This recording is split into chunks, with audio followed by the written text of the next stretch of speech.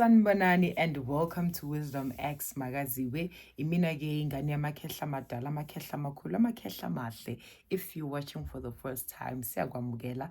We are all about sharing wisdom, healing, and sharing light for the world to become better. Today I want to answer the questions on the comment section about isithunywa.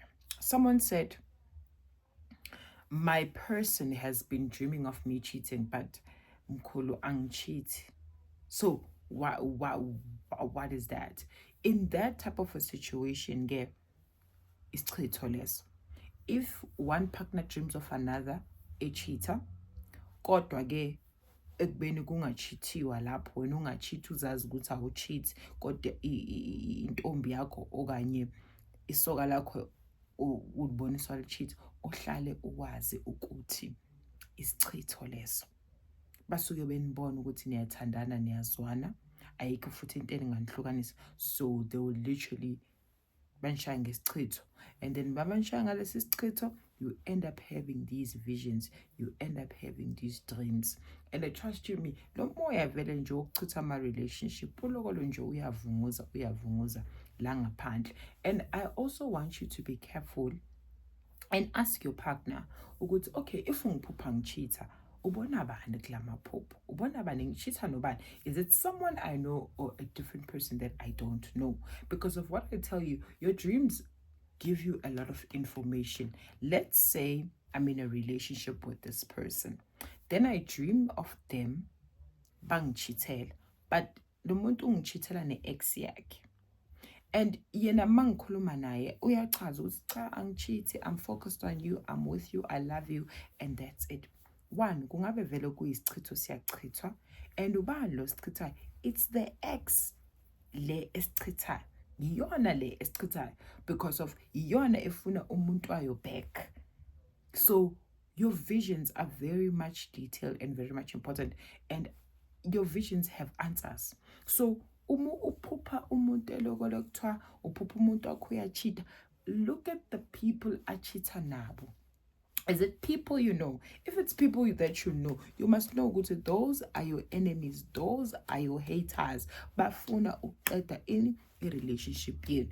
If I have a partner and ngizophupha vele i-ex ye partner yami, sho ukuthi wherever la khona uyagaya. Yazi uyagaya ufuna ukwenzani? Ufuna ukwenza sure ukuthi relationship yenu iyaphela. Misiphelile bese umbona qathaka sekaqhamuka sekazenza available that person. And let me tell you something, when God and your gods, uNkulunkulu ney'dalwa zakini nabo bonke abakini abakuphethe, mangabe kumele uhlukane naloyo muntu loyo, they are going to put you guys in a lot of tests. And bazonifaka kuma tests abaziyo ukuthi your partner lo umthembile, the partner lo omthembile angeke azawamela. They can make you ukuthi lahlekelwe umsebenzi, sibone ke ukuthi uzokwazi ukuhlala loyo muntu loyo throughout the process of uyakho ukuthi ungabi nomsebenzi.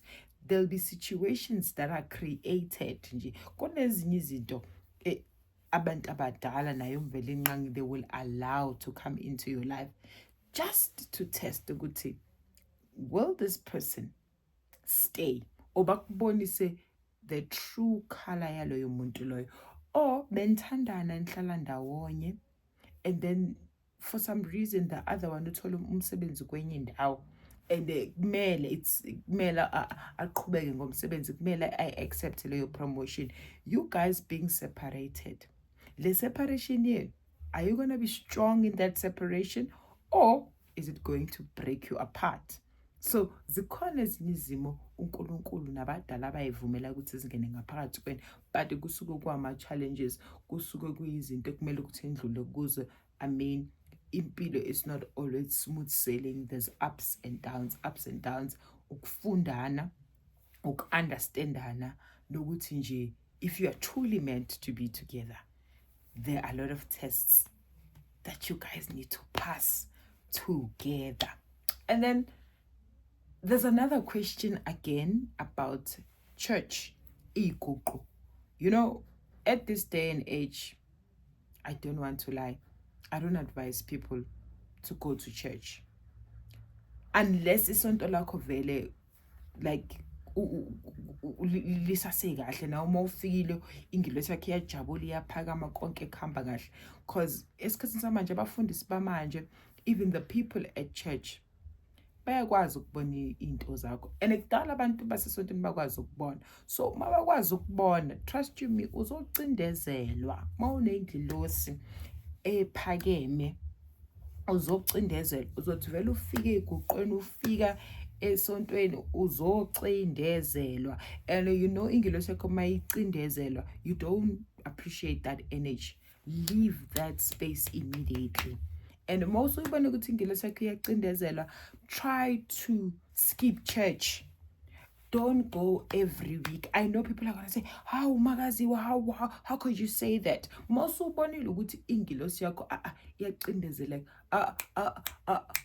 Akungayi each and every week. Mabakubuza lapha masothi ukuthule bandleni, nami ngisayiphilela inkosi. Hey, kwelinye iviki edlulile bekhona into ezinye izimo bezikuphethe. If there are other situation, kunezinto kumele ukuthi uye kuzo, kumele uzi-attend and miss lezo iguqo lezo, you can just uyimisa lezo iguqo lezo, because of esikhathini samanje abantu abathanda iguqo, abantu abasuke bayoyenza izinto zabo laphaya ezingekho right. Siyazi izinto ezenzakalayo eguqweni, ungadliswa esiguqweni. Abanye they go for because of they have relationships ngaphakathi kwesonto, abanye basuke bayovalwa bayocindezelwa lapho kuningi. So if wena uNkulunkulu umi nawe ngaso sonke isikhathi, ingilosi yakho ivele ithi go go go, ikuzwise ikubonisa ukuthi hey akusalunganga la, chela. If uyambona upastor wakho emaphupheni wakho elokale kubiza athi woza ethi khuleka uchele kancane kancane kancane, and isonto ulishiya kanje mangabe usu right ngalo, because of you can survive outside church. Ngoba I know they put this fear ukuthi you can't survive. Nami ngangicabanga ukuthi ngizoba yini ngaphandle kwesonto, but you do survive outside church. Trust you me, uyakwazi ukusurvive ngaphandle kwesonto. Into wena kumele ukuthi uyenze kancane kancane, uzochela kancane kancane, ngeke baze bakunake nokukunaka. But if you just go, they will always want to fight you. They will always want to call and say, why was it kancane kancane? Just like mawukhumula shirt lakho, qhaqa one button, qhaqa another button, start from the neck. Once you're done with the buttons, you just take it out and then lahlelele.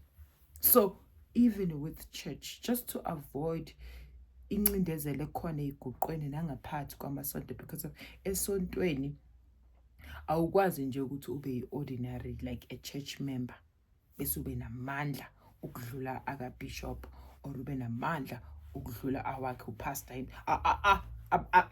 Abayifuni leyo nto le, abayifuni. And wena ngitshela umncane kangaka uhleli laphaya uloko uyapreacha nje umfundisi, wena umbonela zonke izinto azenzayo.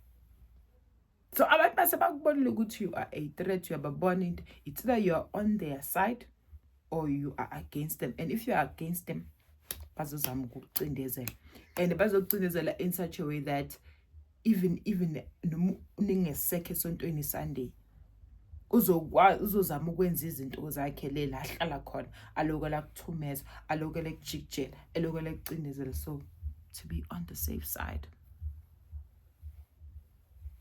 leave isonto malingasekho right for wena. Usuku umuhle kakhulu ingilosi mayisakwazi ukukubonisa, ikwazi ukukuhintela ukuthi akusalunganga. So leave while you still can. Ungaphumi so hlubukile, ungaphumi so unamaskazi, ungaphumi sekungasaphumeki. So phuma while you still can. Love you so much guys. Akube nobumbano nozwana nothando ngaphakathi kwamakhaya.